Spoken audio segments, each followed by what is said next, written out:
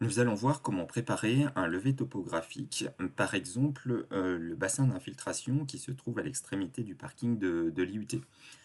Regardons quel protocole préparer. Alors, voici le bassin d'infiltration en vue de dessus. Ici on est sur une vue Google Maps, on reconnaît l'angle du bâtiment de l'IUT et le parking. Nous n'allons pas faire un levé en coordonnées absolues, donc on prendra deux points de repère le long de la bordure ici qui nous serviront de ligne de base. On va donc choisir de mettre en station, de débuter notre mise en station de ce côté-là pour pouvoir accéder à cette ligne de base.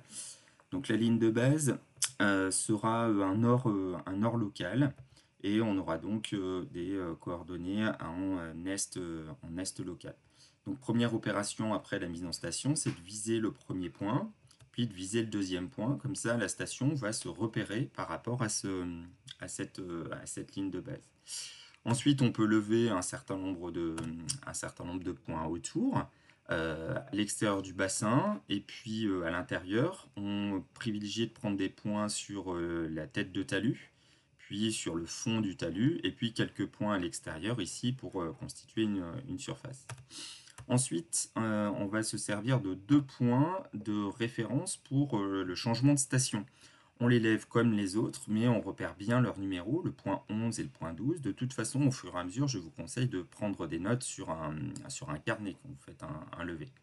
Donc point 11 et point 12, qui vont nous servir pour la deuxième mise en station.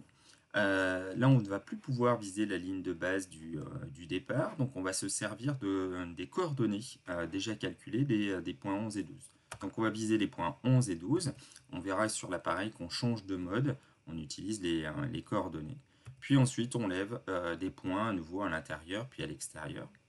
Pour une troisième station, on va choisir deux points qui seront visibles de la troisième station qui se trouvera par là.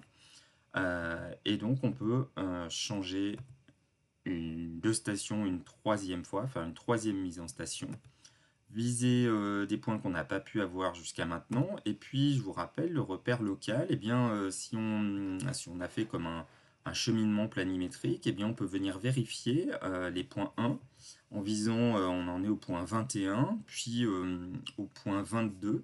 Normalement, les points 21 et 22 sont équivalents aux points 1 et 2. Ça nous permet de vérifier cela.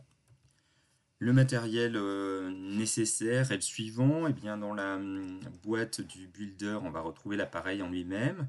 On va retrouver un réflecteur, d'accord, avec les tiges et la pointe qui se trouve ici pour permettre de viser.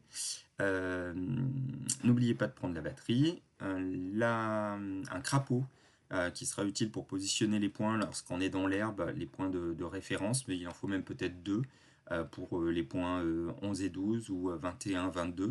Ou alors on prend des points de repère, des angles de trottoir qu'on a bien matérialisés avec une craie ou quelque chose comme ça. Le trépied et puis un carnet de notes.